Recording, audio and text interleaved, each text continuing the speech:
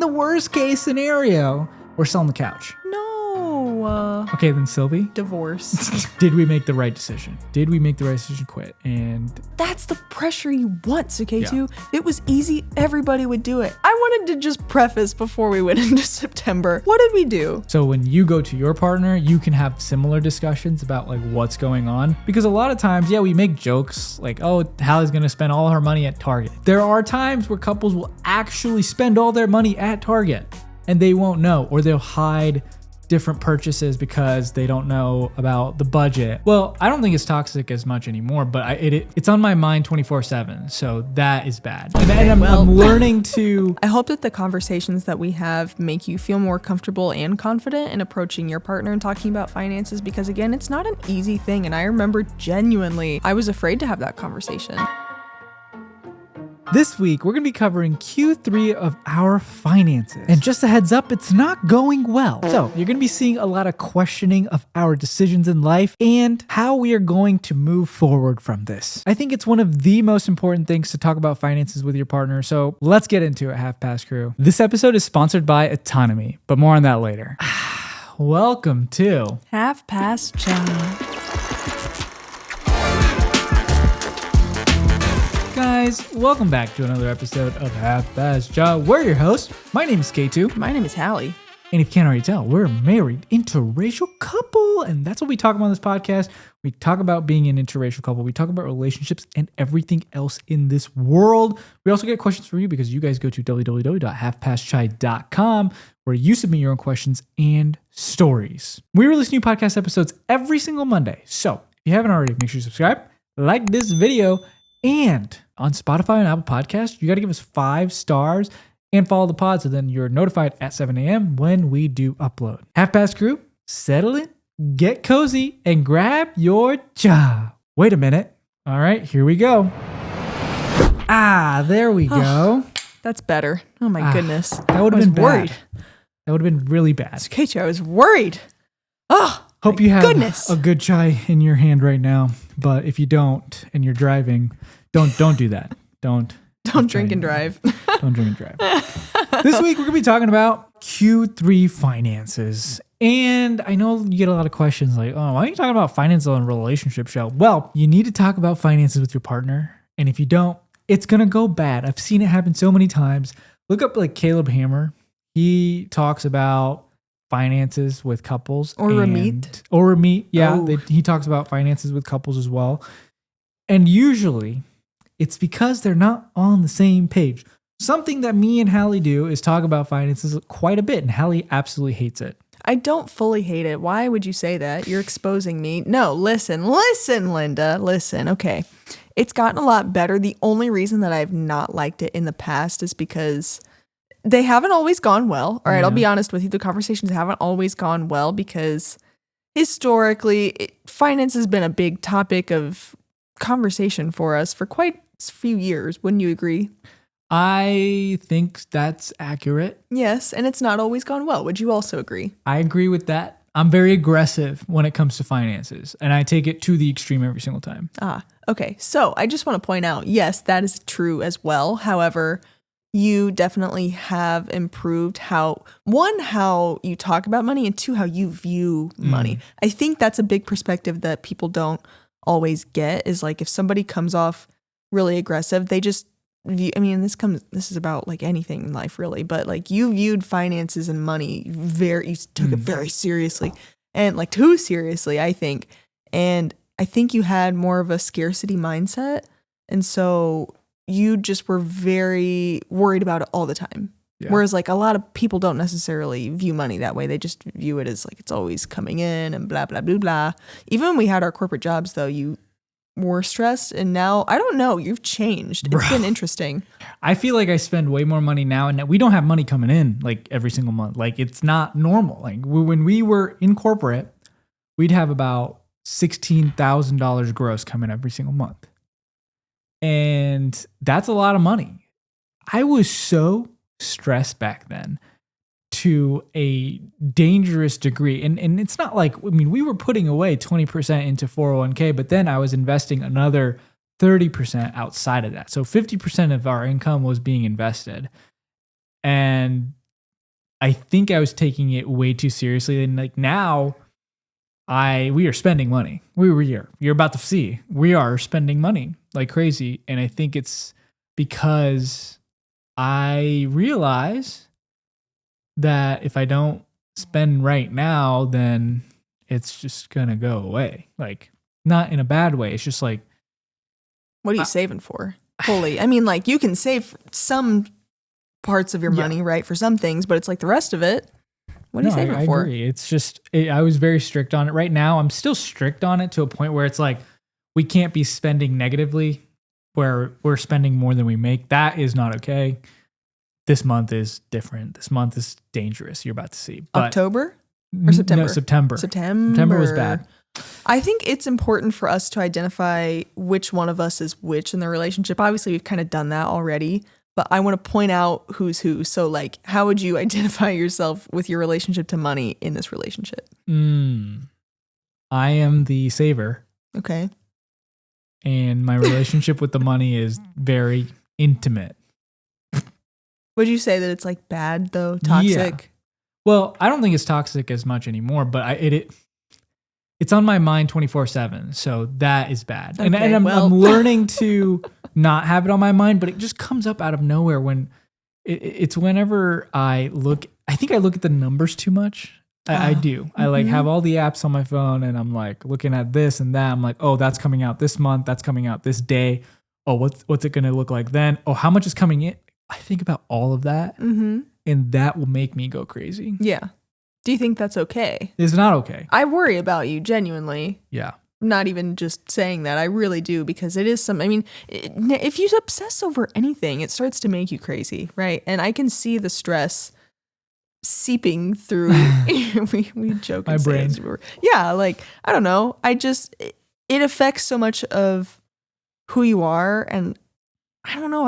I worry about you because you so hyper fixated on the numbers and things that I feel like you don't always enjoy things to the fullest, or don't always have fun or relax when you should be relaxing and having a good time and just living life. We're all people just trying to figure out our lives, aren't we?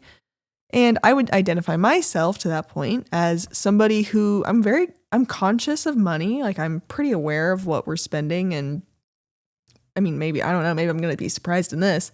I'm pretty aware of things. Like, I'm good at saying no, weighing if it's worth it or not. And at the same time, somebody who is like, okay, well, we are going to die someday. You know, like, I could die tomorrow. Who knows?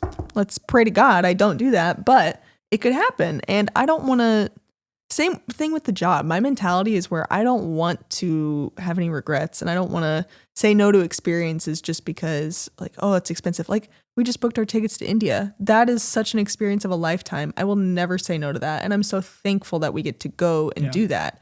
And so just, I don't know, things like that. I'm not going to say no to things. Or like, if something really makes me happy and I want to buy it, like, luckily enough, we're in a position where for the most part we can. Obviously, we're trying to save money because now we're in this new chapter of life, and we do have to be a lot more careful about what we are buying. But I think it's important too that if something brings you joy, or like if we want to go get ice cream, then I think that's a treat yourself experience. I think I'm somebody who values the moment and the experience way more than the monetary value of things. The other part of it is now, because we're self-employed, we have to worry about taxes, because taxes don't automatically get taken out. So like, yeah, you could make $10,000, but guess what? 50% of that taxes, you got to save it for taxes. 50% won't go to taxes, but you have to save 50% just in case. It's usually around 33% will go to taxes. And that sucks. That's unfortunate. So this month of September, when so last month in September, we had to pay our quarterly taxes September 15th. And then in December, we'll do it again. Like, it happens every quarter. And it sucks. It was over $6,000. But to that point of every quarter, now we've had to shift our mindsets to looking, which I know our friend Aman will be happy that we're saying this. We've had to shift our way of thinking to now look at quarterly income instead of monthly income, like you would when you have a 9-to-5. But there's also like trends that we're noticing that are bad. And so I'm going to go over those as well. So how can we start to increase revenue rather than it going down in a way? So quarterly lets you see that. And that's the whole purpose of stock market. So like the stock market will go up and down, and it's usually going to go up or down during the quarter. So like when the quarter ends, you'll see if a company is doing well or not well, because they might start off really well in the quarter and then they might end really bad. So then that will show investors like, oh, this company's not doing good, let me pull out. And then it goes down. And that's kind of what the trends that I have come up with. It'll show you that in a little bit. So why is this transparency and this stuff, this information that we're about to share and talking about it in the relationship sense, why is that important for the people watching? If you don't talk about money with your significant other, for us showing you guys, this is just how we have a discussion. So when you go to your partner, you can have similar discussions about like what's going on. Because a lot of times, we make jokes like, oh, Hallie's going to spend all her money at Target. We make jokes like that. And there are times where couples will actually spend all their money at Target and they won't know, or they'll hide different purchases because they don't know about the budget, or they don't even know how much they're bringing in. So they just spend as if they have unlimited money, and then they realize they're $10,000 in credit card debt. This is why it's important. If you don't know what's coming in and what's going out, that's it. That's all you need to know. You don't need to know how much you're spending on groceries. You don't need to know how much you're spending on insurance. That is helpful. That will get you to the level. That'll get you to the exact level you want. But as long as you know how much is coming in and how much is going out, that's the basics. That's all you need to know. That's what you need to communicate to your partner at least. And if things go wrong, that's where you fix them. And I also hope that the conversations that we have, which I know Q3 finance review, we've done Q2, Q1, we've done these last year as well. I hope that the conversations that we have make you feel more comfortable and confident in approaching your partner and talking about finances, because again, it's not an easy thing. And I remember genuinely there have been times in our relationship where I was afraid to have that conversation. And I hope that this empowers you and gives you kind of a baseline. Maybe, again, we're not perfect, but I hope this gives you a little bit of a baseline of maybe the questions to ask or how to know where you stand or different kind of points to bring up. Okay. Let's go through some of these numbers. Are you ready? Okay. Okay. So in quarter 3, that covers July, August, and September. Yep. And in July, we made a total of $22,994. And we spent a total of $7,462. That was a fantastic month. Great month. We want to continue having months like that. But this is the month that we quit our job. So we still had income coming in for that month. So half the month we had income, and then we also get paid out on our PTO, which was quite a bit. I had over 200 hours of PTO. I did not. And Hallie had 4 hours. And so that's still 204 hours of PTO. That's a lot. So I got paid out almost a month of PTO. So that helped a lot. So that's why the number is so high. And then so July, August, this is our first month fully self-employed. We made a total of $11,798.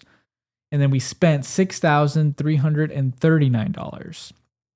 This shows that, hey, we are sustainable. We can make $11,000 just on our own income. Just us doing whatever we want to do and spend $6,000. So spend half of what we make. That is what we want to see every single month. Now, September, we made a total of... This episode is sponsored by Autonomy. Autonomy's mission is to build the healthiest generation of South Asians out there through life-changing body and health transformation. Nathan's been working with the South Asian community for over 7 years, and he's mastered the understanding of the South Asian body, culture, and lifestyle. Wherever you are in the world, you will have access to this South Asian coaching. I'm actually part of it right now. I've already seen so much progress within the last 2 months. I think the biggest thing for me is definitely the diet. I didn't know how many calories I was eating and how important that really is to be able to lose fat but also gain muscle. So if you're interested, make sure you click the link in the description below. Thanks again to Autonomy. September, we made a total of $6,251 and we spent $12,772. That is $6,521 over how much we made. I wanted to just preface before we went into September. What did we do? We went on a road trip. Okay. We took a last minute flight to New York City. Okay. For a one experience that we thought would be beneficial. And number 3, we paid our taxes. Mm-hmm. So we made a lot of money in the month, right? We made $41,000. That's a ton of money. So we have to pay taxes on that. Wait, in September? No, we made $41,000 in the quarter 3. Oh, okay, you said in the month. No, sorry. Oh my gosh, I was like, we're rich. We're rich. In quarter 3, we made $41,043. And that's a lot of money that you got to make sure that you pay taxes on it. And we paid a lot of taxes through our company. So this whole year we've been paying taxes. We actually paid, instead of 30% tax, we paid like 35% tax. So that's why we only ended up paying $6,000 in taxes. Otherwise, if we made $41,000, we'd end up paying like 10 to 12 grand in taxes. So that is something that we really need to consider in the future now that we don't have that cushion of being able to withdraw or withhold that much tax. So just a little something to consider if you ever want to go into self-employment. There are a lot of lessons that we've learned, guys, that we could share. If you want to go into self-employment and chase that dream of yours, there's a lot. I don't know, but when it comes to this specific month of September, I'm going to be honest. I was like so stressed out. I could not, like I would dream about where numbers would go. Like, okay, so if we're negative 6,000, then this will happen and that will happen. And then I also thought about where do I need to put my money right now to be able to be earning good amount of interest, whatever it may be, whether it's stock market, whatever. And so like, I'm thinking about all these different things and it's very in my head. I can't stop thinking about it. And it makes me question sometimes, like, did we make the right decision? Did we make the right decision to quit? And I always struggle with this as like, I know there's going to be months. I remember when we quit our jobs, I said, there are going to be months where we make $0 and we just have to work with it. We have to make it happen. And I talked to business owners and they're always like, yeah, I mean, like I had like $5 in the bank before I had my break. And that to me I just can't fathom that. So it's like, I'm such a risk averse person to be able to quit the job. Like I don't know how I like made myself do it, but we did it. To me, I'm always questioning everything. And I think that also holds me back in making bigger risks. Oh, definitely. We think really small because of that. Mm-hmm. Not because of you, I'm saying because it's something that obviously I'm coming around to as well and struggling with. And yeah, of course there are moments that I feel like, is this the right thing to do? Did we make the right choice in quitting and blah, blah, blah? Like we didn't leave on bad terms, right? Oh, we could ever go back. No, that's not happening, guys. Come on. See, that's the pressure you want, Suketu. Yeah. If it was easy, everybody would do it. And if your back's against the wall, what are your options? Just to keep going and going and going. Eventually, if you do something enough, you're going to get better at it. You're going to learn. You're going to become more adaptable and ways of thinking and doing, and you're going to figure it out. It's been 2.5 months. The fact, I know that the worry is there because I feel it too. And I'm sorry that you feel that way. I really am. But we can do it. We can do it. And you know what? We are so driven. Yes, we question ourselves. Yes, it's hard. But I would way rather it be this way than be stuck in that job that I didn't like. Yeah. And I'm happy. Are you happy? No, I'm super happy. I mean, being able to wake up every single day to do exactly what you want to do is such an amazing blessing. Like it's fun. Like you get to do what you want. And I don't know. I dreamed about this since 2014 where ever since 2014, I wanted to be a YouTuber. I want to make YouTube videos. And this might not be the exact same thing. I always wanted to make like skits and vlogs and stuff like that. But I think like a video has changed over time. So I think I'm doing exactly what I wanted to do. And that makes me really happy. I really do think that this is still the right decision. Our back's not even against the wall. Like, no, it's not. Like if anything happened, if anything went so wrong, guess what? We can go live with our parents. That's true. They would love that. They would love that. They would be like so happy. And our parents both are always backing us in everything that we do. First of all, worst case scenario. I can't even think of the worst case scenario because it can't happen. Like it just can't happen. So look at me. So like, why am I freaking out? It's because I've been conditioned. We all have to think that we need this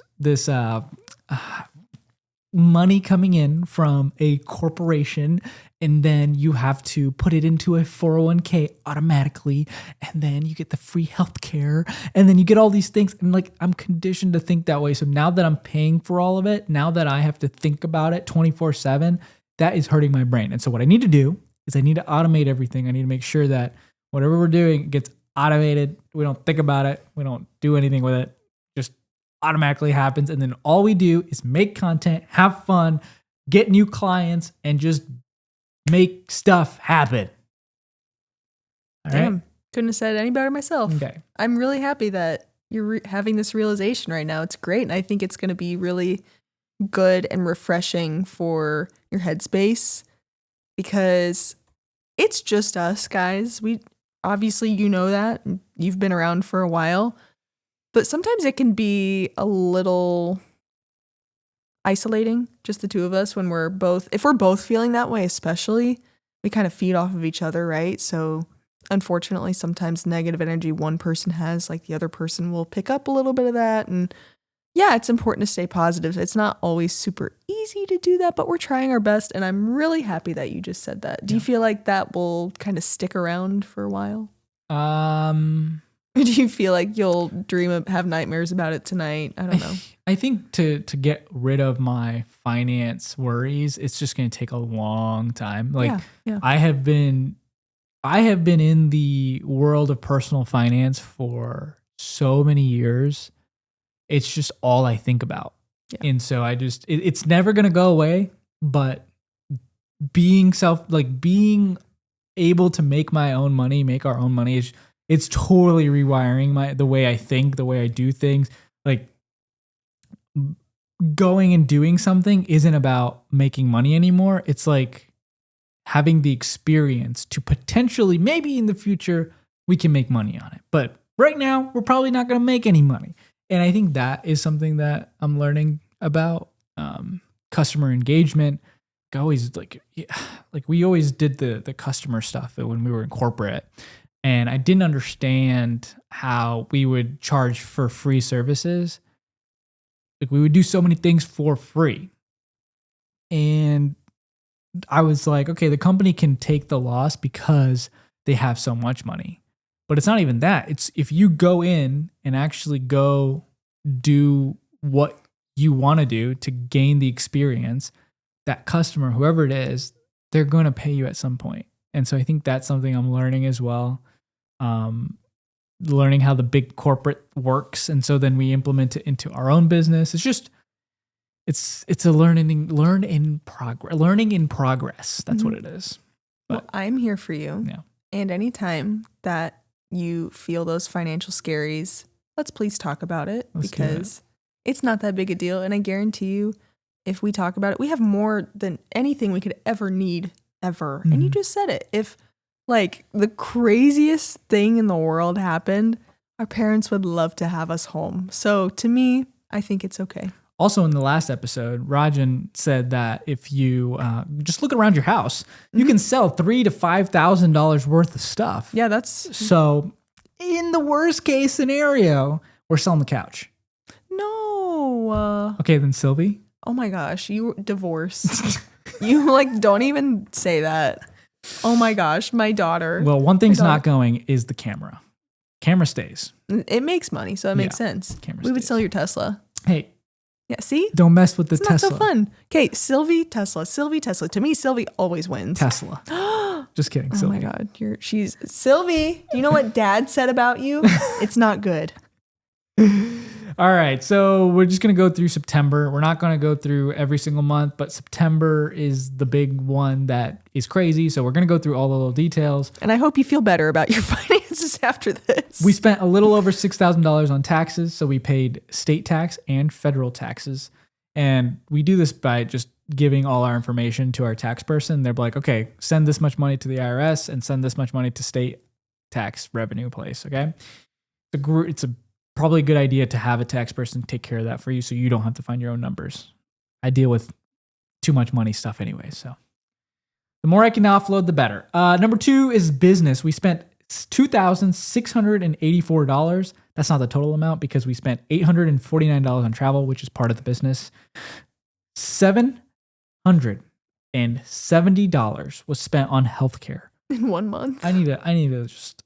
This is the cheapest, the worst healthcare in the world, and it's $770 for the two of us. That's the cheapest. There is nothing. I've looked everywhere. There's nothing cheaper that I've found. Anybody in this world, let me know if you can find something cheaper. Contact me. But that is the cheapest I found in all of Indiana. And I hate that it's like state-based as well. So like New York will have something different. Like Illinois will have something different. Ohio has something different. So like I don't even know. So it has to be somebody in Indiana who knows. $423 on groceries. You think that's pretty good? Yeah. Good job, Hallie. Thank you. We're going to make a video on how Hallie does grocery shopping. It's going to be a vlog. Yeah. Wow. We have to. Yeah, no, I think that's a great idea. She's so efficient with planning and buying the groceries and couponing. It is fabulous. It is fabulous. What a great word to describe my grocery shopping. $272 on personal eating out. There are times where we eat out for the business and that goes into the business expenses. So that's why the bill is kind of lower than what we normally would do, is because if we're working in corporate, we're not going to be minusing personal meals. So every time we eat out and we're on a trip for work, then we're going to be expensing it to the business. Now we have $225 on gas. You might be like, oh yeah, don't you have a Tesla? No, we went on a road trip. 2,000 miles and we only spent $225 on gas. That is a good deal. It's actually not even $225. It's $160 on gas. And then the other stuff is probably gas station food or something like that. Or I think I charged my Tesla at some point. Yes. And so that is additional cost. Yes. But only $160 to travel 2,000 miles in the Honda CR-V. She's a hybrid. She is a hybrid. So that is all of our expenses for September. Let me know if you think we need to go back to our 9-to-5 jobs, because Please be nice. We might have to. No. We might have to. Never. If you want to send us some money, feel free to buy these mugs and it helps out a lot. Yes. It's still live. Our mugs, I know we said that we were going to cancel the merch after our road trip, but we decided to leave it live because there were so many people saying, hey, I want to buy it at the end of this month. So I was like, you know what? I respect you. I respect you for managing your finances and not spending money right away. I respect that. So I'm going to keep it up on the website. So if you go to www.happyshy.com/shop, that is where you can buy merch. You can buy these mugs. These are amazing mugs. I think we're always going to keep these because I love them. They are fantastic. I love them because of the green on the inside. Mm-hmm. But that's about it. Hallie, what do you think about this quarter 3? I thought it was pretty good considering it's our first quarter fully unemployed, pretty much fully. I think obviously we're figuring it out. We're always going to be figuring things out, but I'm impressed with how well we've done and how we have been able to have fun, but also to save money. We've been conscious, but not too conscious. And I think overall our attitude about the money and about the saving and the new adjustment has gotten truly better every week. The first week was a challenge. I will not lie. We talked about this, I think, previously. It was hard. It was a lot. It was stressful. We both were confused. It felt like a fever dream. It honestly still kind of does. I don't believe that this is my life. I get to do this, and I'm so fortunate to be able to do that. And it just doesn't even feel real. So, yeah, I don't know. I'm feeling good. I'm feeling good going into the last quarter of the year. I think we're going to kill it. I think it's going to be great. I think we're just going to keep learning more and more, and we're going to keep hustling and working as hard as we can and having fun in the process. And I think it's going to be great. I'm very excited for quarter 4. I mean, it's going to be even worse than quarter 3, guys. I'm so excited to share with you guys. What? It's going to be crazy. I think it's going to be very transformative for us to be able to actually figure out the first quarter ever fully self-employed. Fully. Yeah. Like nothing is coming in that isn't just us. That's us. I want to give, before we end the podcast, this is the last piece of information. I always check net worth, okay? Net worth is something that's very important to me to be able to track and make sure we're on track. My goal is to hit $1 million in net worth by age of 30. We're on track. It's going to happen. So not worried about it, but I want to know what quarter 1 increase was for net worth. We increased our net worth by $21,000 in quarter 1 of this year. In quarter 2, we increased our net worth by $63,000. And then in quarter 3, this quarter right here, we increased our net worth by $26,000. Wow. So it's better than quarter 1. Yeah. And we were employed in quarter 1. We were. So I think that's good so far. Mm-hmm. And we're going to find out next quarter if we succeed or not. Let's work our glutes off. Yeah, we got to work. We gotta put in the work. You better work. Better work. All right. That was You like that? a deep voice. You like that? All right. Anyways, this was great. If you enjoy the transparency, please give us a like. That'd be so fantastic. Subscribe if you haven't already. And Half Past Crew, guess what? We thank you for your support. We love you very much. And we will see you next Monday at Half Past Job. Guys, at the time you're watching this, there is 1 week left to donate to my New York City fundraiser. Please help me hit my $3,800 goal. I'm not sure where I'll be at this point, so please help me get there. I shouldn't have much left. Let's get it. Let's go. I'm going to be running the New York City Marathon in just a couple weeks, guys. Oh my Hallie's gosh. got this. I'm so excited. Oh my gosh. Hallie, That's are you crazy. excited? I think Hallie's going to post a vlog on Half Past Chai. I am. Yeah. It'll It's come probably live. out already. Oh, It's probably out already. sick. My All right. longest run. Please go watch it. I love you guys so much. Thank you for your support and everything that we do. We could not do this without you. We love you.